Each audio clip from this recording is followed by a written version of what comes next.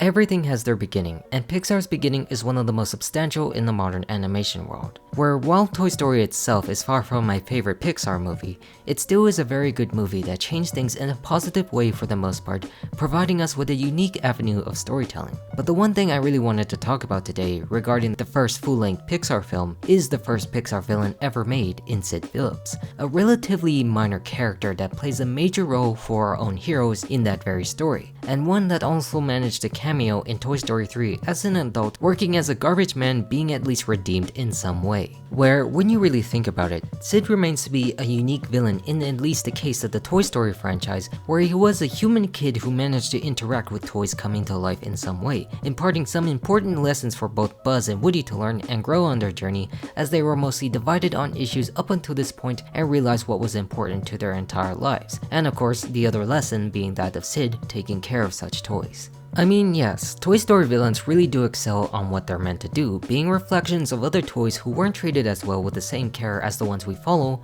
but how Sid is just the pinnacle of where it all comes from, being the bad side of things. He isn't the best villain by far, and all the others again have much more impact to demonstrate, but it doesn't mean he's also very terrible, as the genesis for those things to come. So when we look back on Toy Story and what it brought, we again look at the story of how this toy in Woody is held as the favorite by his owner Andy until a new toy in Buzz Lightyear comes in with cooler gadgets and the potential of flying. One where he doesn't know at all he's a toy, thinking he's still a space ranger on a dangerous mission against the evil Emperor Zurg. A point where at times you might think Woody is an antagonist of the story with his jealous, selfish behavior before we actually get into our main villain, but not quite yet. Where what you really have to think about in this part is what is the role that Sid Phillips actually plays into the plot and harbors for our main characters. What exactly is the purpose of this very character that allows the other characters to grow in some way? Well, the first thing to start off is of course Andy himself, the heart of where Toy Story for the most part took place. The journey of Andy and his own toys and what a reflection of that was for him and many other kids growing up in the world eventually with the things they love to do the most, playing with such vivid imagination. Where the easy part to solve is in this part is that if there is a child that loves a toy,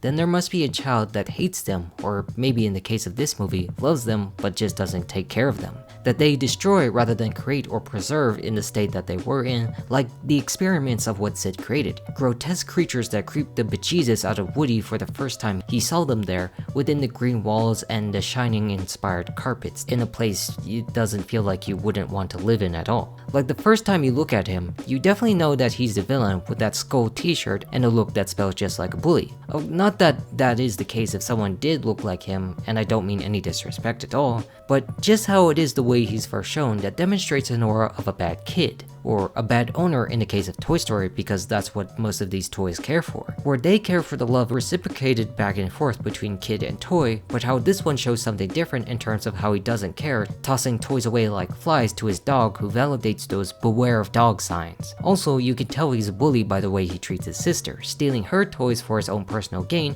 and giving them back to him with the kind of inventions or mixed matches he technically makes all the time. Because what kind of a kid do you know attempts to explode toys for the hell of it? I mean, I sure never did that, so I wouldn't know, but how these toys definitely know that they should stay as far away as possible from such a tragic fate. A villain who wants to actually use them for his own nefarious gain. A twisted sociopath who loves to play doctor to swap body parts out of every toy imaginable into his own personal Frankensteinian monsters. Ones that Woody think would get to him at first glance before he comes to actually understand them. The point of him throughout the entire film thinking about himself rather than others because of his own jealousy of Buzz and how Buzz just doesn't know he's a toy, but how this villain and his entire house makes them understand something more important about being that toy, or a selfish individual for their cases. It's just a place that Woody would never want to be in, and a representation of a deserved fate for his apparent mistreatment of others, accidentally thinking about being forgotten himself or not respected anymore,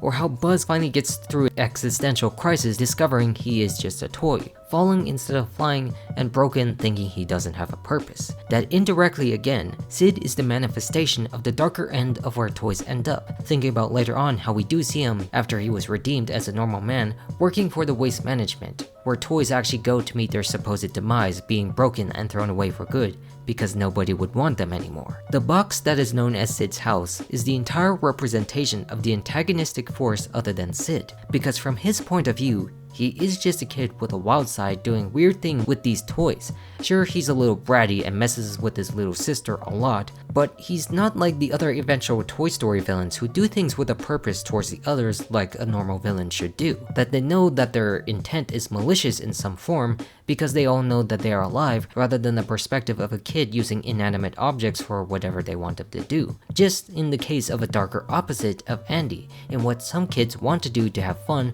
with no greater harm, other than the fact that he actually uses rockets to blow up toys, which is really insane still, but you know, they're still toys from our perspective. Like they say, perception is everything, and you can truly feel how much of an evil force he can still be from that very perspective, twisting the mind in some weird way, and then really torturing the toys without knowing they are alive in that very regard, while also dreaming of riding a pony for some reason, to really showcase that he actually isn't a bad dude at all. But still, you understand that most of Sid's toys are still suffering under him, that they aren't the things that they were originally made for, becoming something they're not, that prevents others from loving what they could have been. The less fortunate that Woody realizes and works to make it for the better, to make amends for his past mistakes and that of what Buzz can do. But before I continue on to his eventual defeat, I forgot to actually add one other detail that makes Sid unique, or Pixar as a whole, where you realize that where the story is truly focused and how he plays as a villain, similar to what eventually could be seen in Finding Nemo with Darla as the fish paired with human figures, is how Pixar could really do stories without major villains unlike Disney. Something I also want to mention later, where it just seems like you don't really need Sid to exist at all, or be a major part at all, since his character was only minor for the entire story,